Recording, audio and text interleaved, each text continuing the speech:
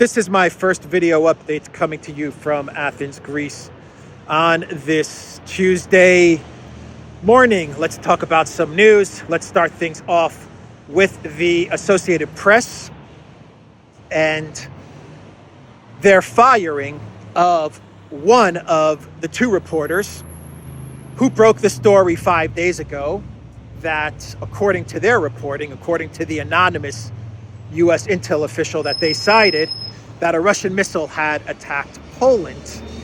And now we know, actually a couple of hours after that story ran, we all found out that it was not a Russian missile, but it was a Ukrainian missile that had landed in Polish territory. Anyway, the Associated Press, they fired one of the two guys that ran with this story. I don't know why they didn't fire the second guy, but anyway, they got rid of one of the guys. And the reasons being given for firing this reporter, and this is according to Mediaite, is that the Associated Press, when they run with stories citing anonymous officials, anonymous sources, the Associated Press, in order to publish those stories, they require at least two sources, and then they can publish the story. And from what I understand, in this instance, they only had one anonymous source, in this case, an anonymous U.S. intel officer. And that is why this journalist is being fired, because he only got one anonymous source and not two.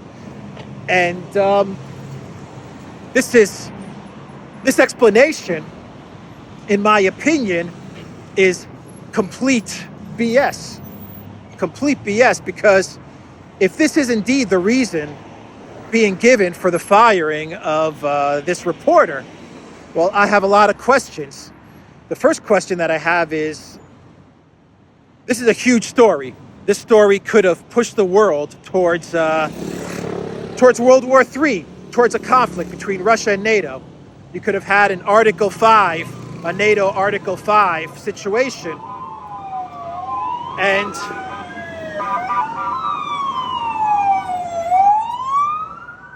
And I say to myself, okay, such a huge story. I mean, massive story, right? Russia attacks Poland.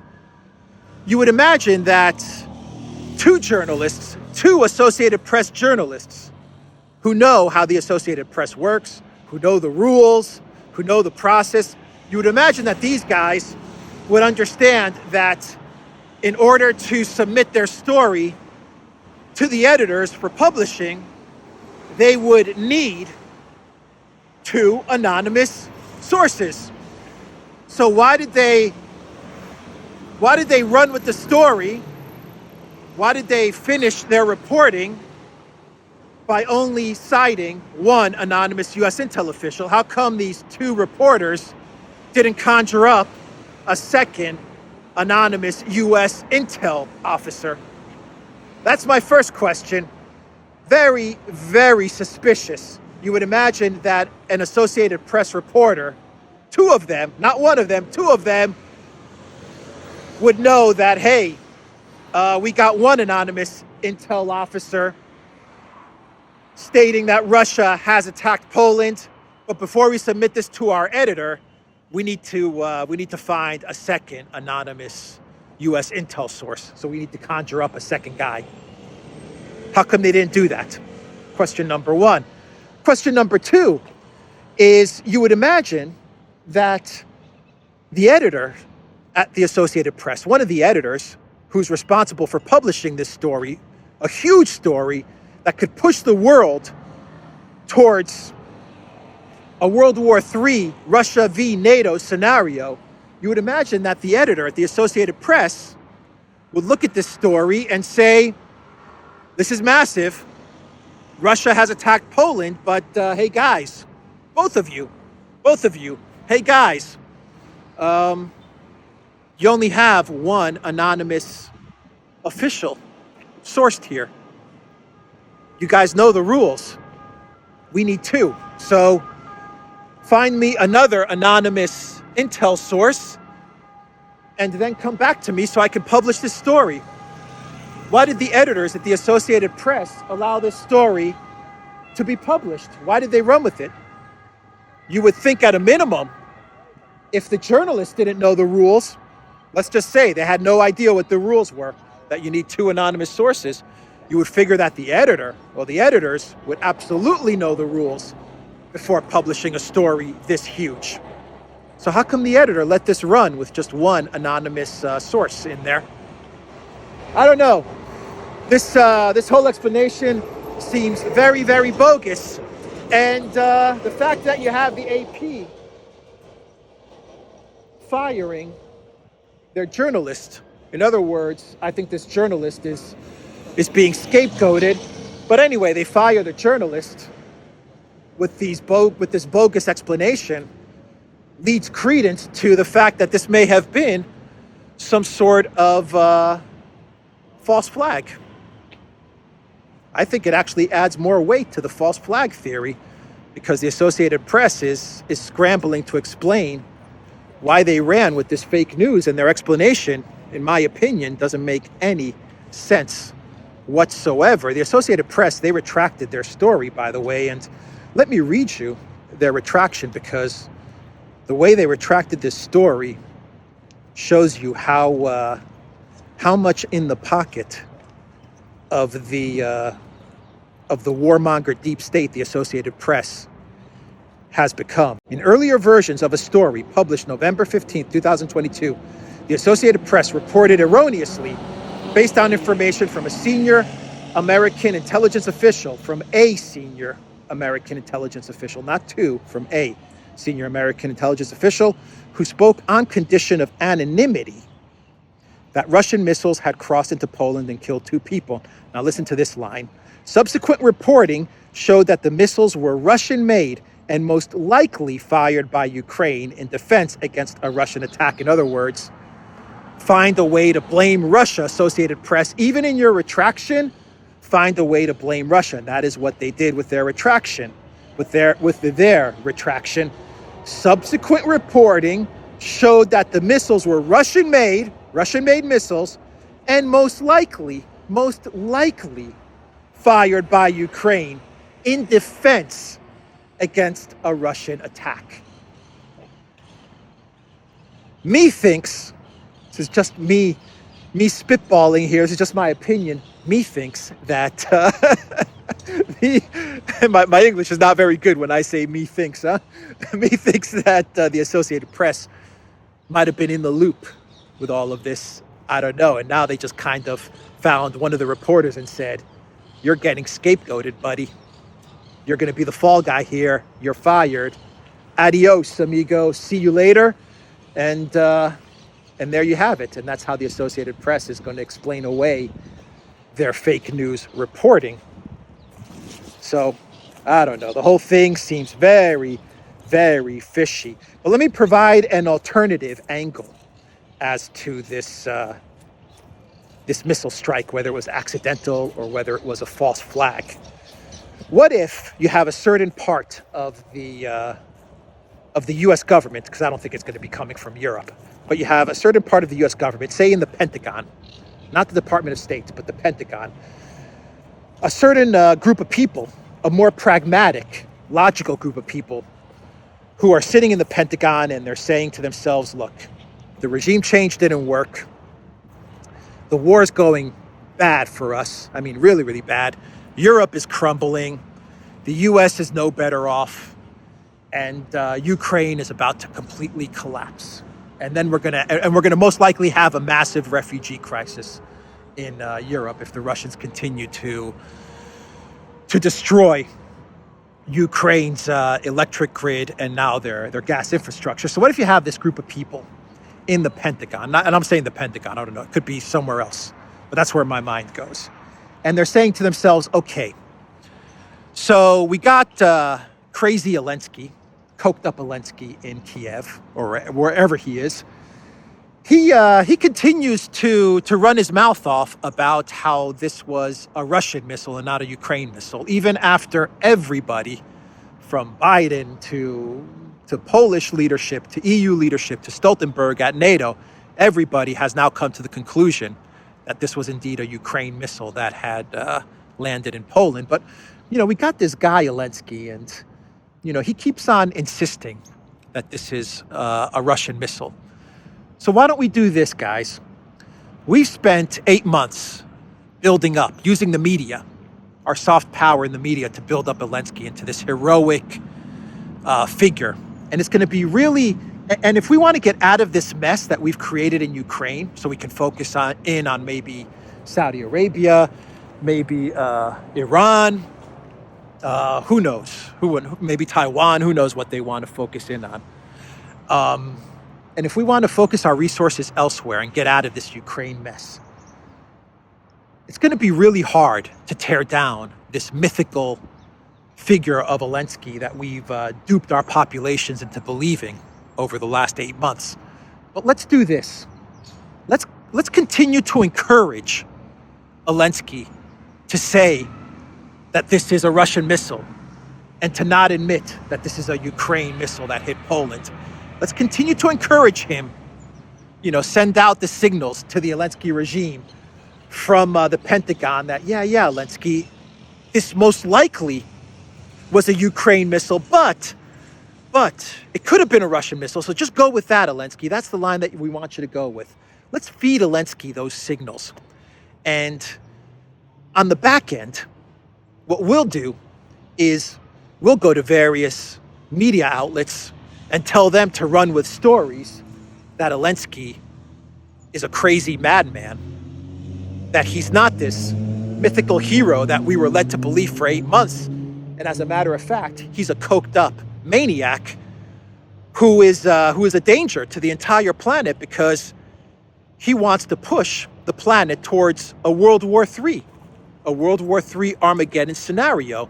And to this day, he continues to want to push the world towards a World War III situation.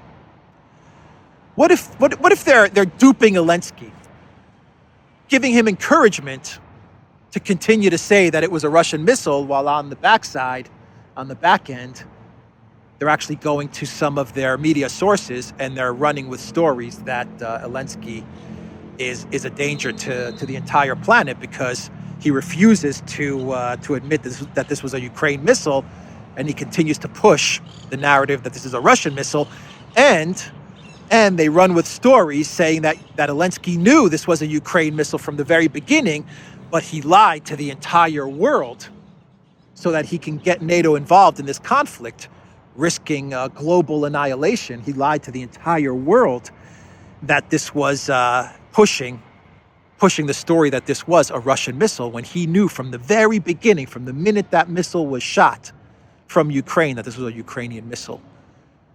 What if something like that is going on? I hope you guys understand what I'm trying to say, because I don't think I've quite crystallized it in my head either. But it's just an alternative viewpoint that perhaps there are some people in the deep state who want to get out of this Ukraine mess to focus their resources on other conflicts that they figure out they could probably chalk up a win, because Ukraine is not going to be a win for them, or at least some of these people think Ukraine's not going to be a win for them. And they're starting to think the only way that we could tear down this heroic mythical figure of Zelensky is if we use his rhetoric about a Russian missile hitting Ukraine, if we use that against him. And we continue to encourage him to not admit that this was a Ukrainian missile, so that we can continue to paint Zelensky as some sort of unhinged maniac who refuses to accept reality and who nearly pushed the world towards a NATO v. Russia scenario, who's someone who knowingly lied to the entire world in order to escalate the conflict to very dangerous levels. And that's what we're seeing from some of the collective West mainstream media. There is some collective West mainstream media that is running with stories calling Zelensky a dangerous maniac. And there are some collective West mainstream media that is running with stories saying that Zelensky lied. He knowingly lied about the missile, because he knew from the very get-go that this was a Ukraine missile. and he knowingly lied to the entire world so that he could lead us to a World War III situation. So I don't know. I think this is just an alternative viewpoint to this story. So since we're talking about NATO, and let me know what you think. Maybe I'm losing my mind, but Zelensky's got to, he's got to watch his back, because I think there's all kinds of people that want to get Zelensky out. They want regime change in Kiev. When they say that Russia wants regime change in Kiev, the collective West, when they run with stories or statements that Russia wants regime change in Kiev, what they actually mean is that they want regime change in Kiev. Their big problem with getting regime change in Kiev, getting Zelensky out.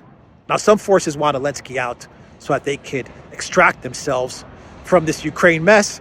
But there are other forces, neocon forces, that want Zelensky out because they feel they can put someone in place that will escalate even more. So keep that in mind as well. But the big problem that all these forces have with Zelensky, getting him out, is that they've built him up so much over the past 8-9 months.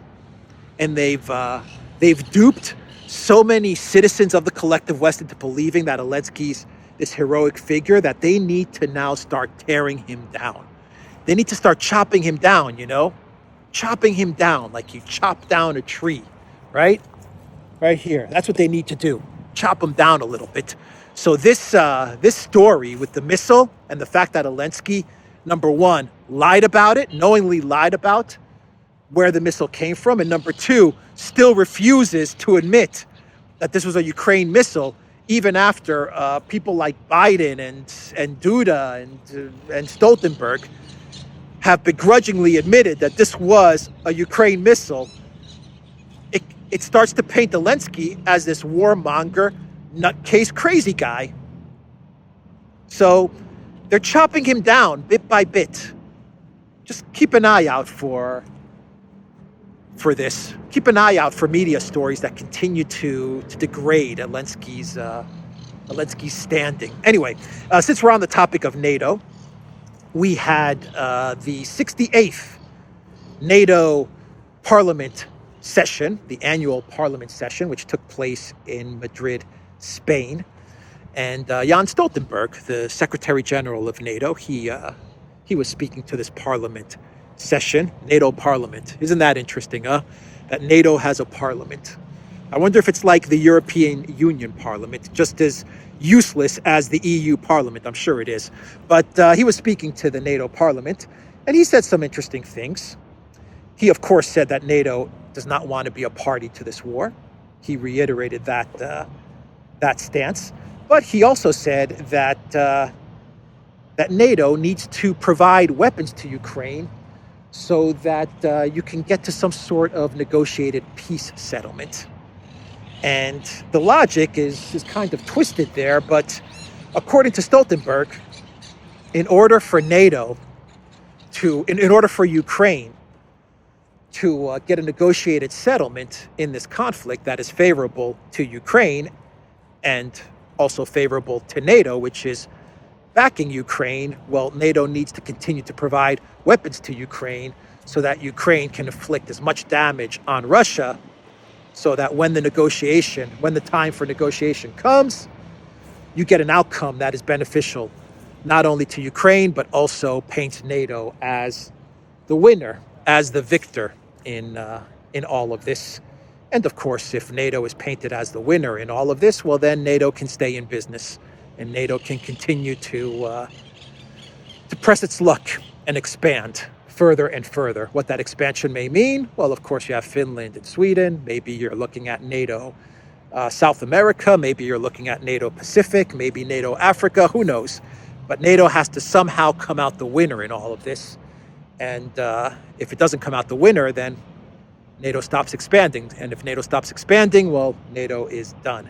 NATO doesn't have a reason to exist if it cannot expand. But Stoltenberg's logic to the parliament was that they need to provide more weapons to Ukraine, because it's only through more weapons to Ukraine that NATO will be able to give Ukraine the leverage that it will need to bring Russia to the negotiating table. Stoltenberg said, quote, "We need to realize that this war most likely will end at some stage at the negotiating table, but we must also know that the outcome of those negotiations totally depends on strength on the battlefield. So if we want an outcome which is acceptable for Ukraine, the best way of achieving that is to provide military support for Ukraine. NATO members must be prepared to support Ukraine for the long haul. For as long as it takes, everybody, for as long as it takes." That is the script that they've all been handed. Okay, Stoltenberg in his acting technique, with his acting chops, he changes the line to "for the long haul." He ad-libs it there. He says "for the long haul," even though I'm sure the script said "for as long as it takes." But yeah, that's how he rationalizes things.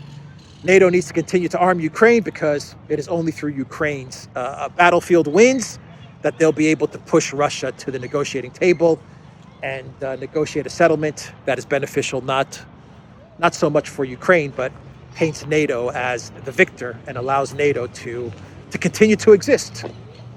And so the other thing that Stoltenberg said during his speech, he said that NATO will not introduce a no-fly zone over Ukraine because they do not want to become a party to the conflict.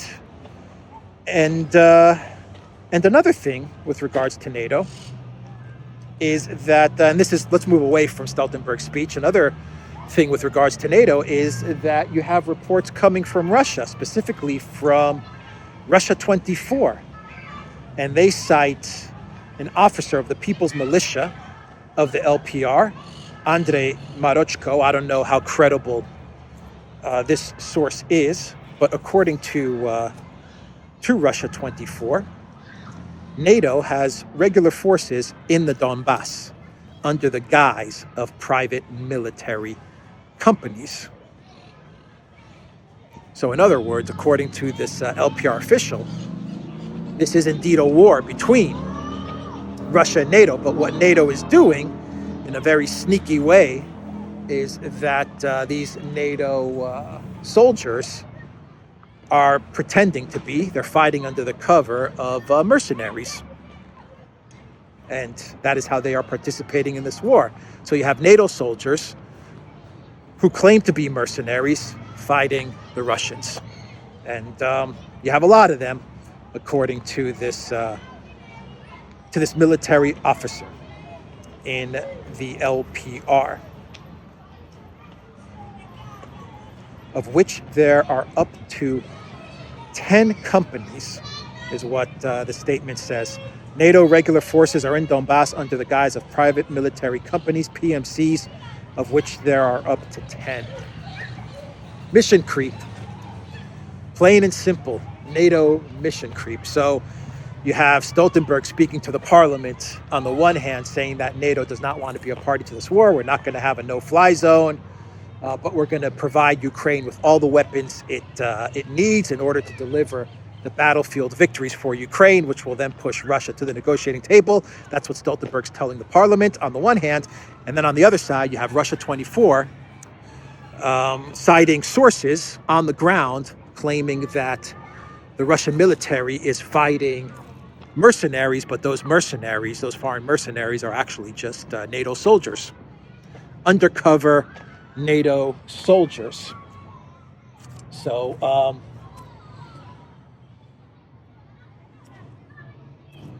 yeah, that's mission creep for you, no doubt about it. That is mission creep, and it makes sense. It makes sense. I would imagine that NATO is much more comfortable sending all of these weapons to Ukraine, knowing that many of the people operating these weapons are going to be NATO soldiers.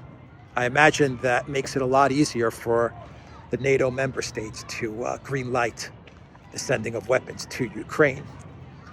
So the parliament in NATO, by the way, this NATO parliament, along with the European Union parliament, because NATO and the EU are pretty much, in lockstep. They kind of go hand in hand. NATO's the military muscle to the EU's financial and bureaucratic institutions. So what's happening here is that the NATO Parliament, along with the European Union Parliament, they are both trying to pass resolutions. Of course, these resolutions, I mean, these aren't really binding resolutions. These are just symbolic resolutions because the Parliament of NATO and the Parliament of the European Union, they don't have any real legislative authority. They're just purely symbolic in order to con the population to believe that these institutions are democratic. That's why they create these parliaments. It's just a show. It's just theater. So people actually say EU Parliament. Oh, the EU must be some sort of democratic institution. It's not. But anyway, the EU Parliament and the NATO Parliament, they're both enacting legislation, well, pretend legislation, which will brand Russia as a state sponsor of terror. So that's interesting. And keep in mind that they're putting together this legislation, which will brand Russia state sponsor of terror, at the same time, just a few days removed from Ukraine and Zelensky attacking a NATO member and an EU member in Poland. but it's Russia that is the dangerous country, not Ukraine. It's Russia that's a danger, not Ukraine. That's why Russia's going to be the state sponsor of terror, according to the EU and NATO Parliament. But the one thing that they do accomplish by having the Parliament put together these symbolic resolutions is that they allow people like Van der Kraes or Stoltenberg, they give them the cover so that they can actually make a concrete decision to a binding concrete decision to brand Russia as a state sponsor of terror. So that's what these parliament decisions actually do accomplish. They're not binding at all.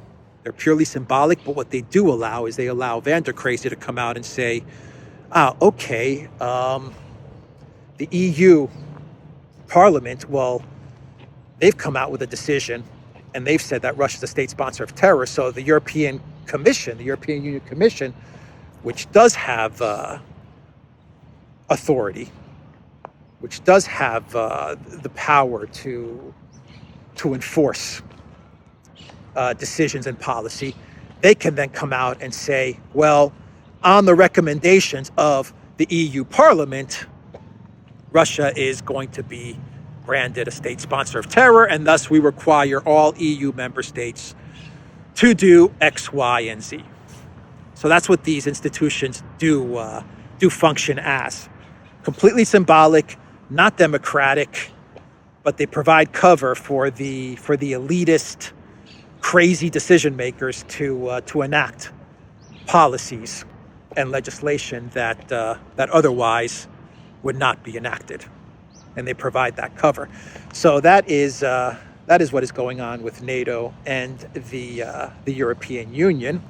And with that being said, I think it's a good time now to jump into a double Clown World session. And let's see. Oh, before I get to my Clown World session, my double Clown World session, there is the WHO, and I've been talking about this story now for a couple of weeks, but we do have now the WHO, the World Health Organization, on Monday warning that the upcoming winter would be life-threatening for millions of Ukrainians after a series of devastating Russian attacks on the country's energy grid. The winter may be a life-threatening experience to millions of Ukrainians. Hans Klug, the WHO Regional Director for Europe, has warned up to 3 million Ukrainians are expected to migrate in search of warmth and safety, Klug said on Monday during a press conference in Kiev. So he also traveled to Kiev because that's where all the cool kids go. They all travel to Kiev. He said, quote, "We expect 2 to 3 million more people to leave their homes in search of warmth and safety. They will face unique health challenges." He also said that the ongoing conflict is taking a heavy toll on the mental health of Ukrainians. According to Klug, some 10 million of them are already at risk of mental disorders, such as acute stress, anxiety, depression, substance use, and post-traumatic stress disorder, or PTSD. According to UN figures, more than 7.8 million refugees from Ukraine have migrated to Europe amid the conflict between Moscow and Kiev that broke out in late February. Some 4.7 million of them have been registered for temporary protection or similar national protection schemes across the EU. A sizable portion of the refugees, however, have gone to Russia, with more than 2.8 million recorded in the country. So you already have 8 million refugees, and according to this official who was in Kiev, you're going to be looking at another 2 to 3 million more refugees come winter. And I've heard that you're going to be looking at more along the lines of 8 million. And you have the Ukraine energy firm that goes by the name of, I think it's DTEC, pretty much warning the same thing, saying that you're going to have roughly 8 million refugees flooding into Europe. Or actually, DTEC doesn't frame it like that. The Ukrainian energy company, they are encouraging Ukrainian citizens to flee to Europe, to get outside of the country, to leave the country, because the energy grid, if the Russians continue to hit the energy grid, well, then it's just not going to be capable of providing service to all of the citizens of Ukraine. So you actually have the Ukrainian energy grid, the Ukrainian energy companies telling Ukrainian citizens, leave the country, because the grid is not going to be able to support all of you. So you have the WHO now saying there's going to be a refugee crisis. You have the UN saying there's going to be a refugee crisis. You have the Ukraine energy company urging people to leave the country because there's going to be an energy crisis. And I've been reporting on the effects of the degrading of the Ukrainian energy grid, leading to a massive Ukraine refugee crisis. And that's going to be the refugee crisis that is going to sink the European Union. That is going to be a refugee crisis that is going to be catastrophic for Ukraine, but also for the European Union as well. I don't know how the EU is going to deal with that. I don't even know if the European Union is coming up with plans as to how to deal with a potential 8 million person refugee crisis. Does the European Union even have the money to deal with something like that? Macron was meeting with the leader of Moldova the other day, and I think France is pledging something like 100 million euros to Moldova in order to keep their energy grid up and running, because they fear that Moldova is going to have an energy collapse, and that's going to lead to refugees flooding into the European Union. So, I mean, honestly, Russia, if they really want to escalate this conflict, really want to escalate this conflict and really want to hurt the European Union in a devastating way, not only destabilizing Ukraine, but if they really want to destabilize the European Union, well, they're going to continue to hit away at the Ukraine energy grid, and that's just going to lead to all kinds of unforeseen, catastrophic consequences. You also have stories of weapons flooding into Europe. It's just, what a terrible situation this is turned into for the European Union and for Ukraine, of course, but also for the European Union. And I stress the European Union because it was the EU officials that at the beginning of the SMO, of the Special Military Operation, it was the EU officials that thought they'll be able to finish this in 3 weeks. They'll get the regime change and everything will be hunky-dory. Everything will be okay after the 3-week regime change of Russian President Vladimir Putin. And now this is turning into an existential threat and crisis for the European Union. So, and it's all at the mercy of Russia. This is all at the mercy of Russia. So let's do a double clown world. The first clown world has to do with we're going to return to the missiles in Poland story. And this is an interesting clown world because Ukraine has been wanting Patriot missiles from the United States now for the last 2-3 months. They've been asking for Patriot missiles, but Ukraine's not going to be the country that is going to get these Patriot missiles. We are now getting reports that Germany is going to provide Patriot air defense systems to Poland. in order to protect Poland from Ukrainian missiles. So Ukraine's been wanting Patriot missiles so that they can protect themselves against the Russian missiles and drones. They've been wanting the Patriot air defense system, and they've been asking for the Patriot air defense system. The United States has told them no on multiple occasions. No, you're not going to get it.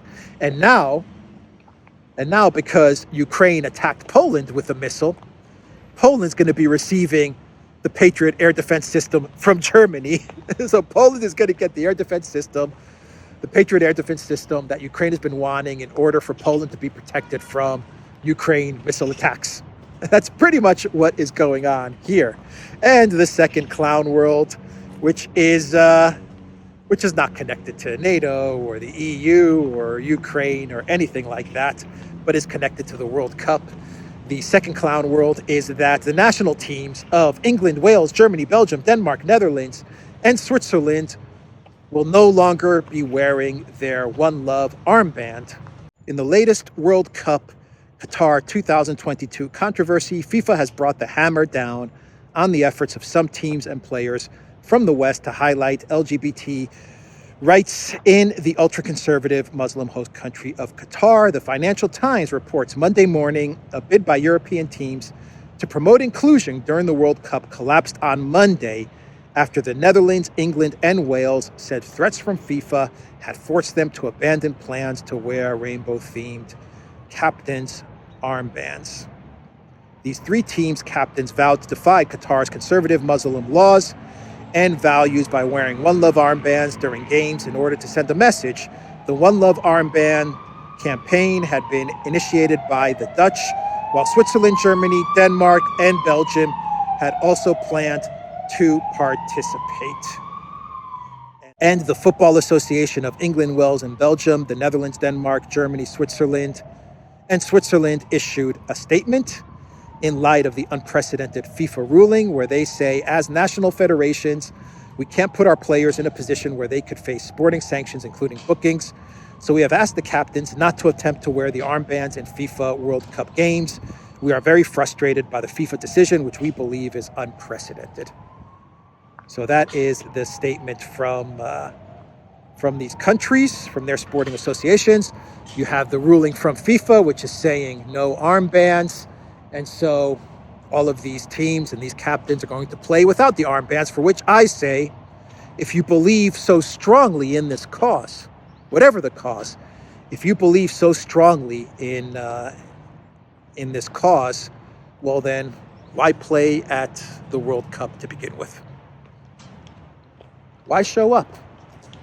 Where's your value system? Where's your integrity? If you believe in this cause and you feel like this is an injustice, and you're a captain of England or Wales or the Netherlands, and you feel like this ruling is an injustice, well then you should drop out of the World Cup, shouldn't you? Right? Boycott it if you feel so strongly about this. Anyway, that's just my opinion. So that's the end of that controversy with these armbands.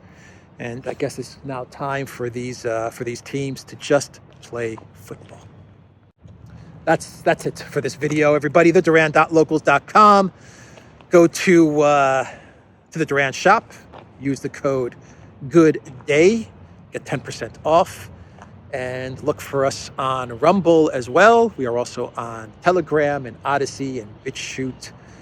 And where else? Telegram, ODYSEE, BitChute, and Rumble. Of course, we're also on Rumble. Take care.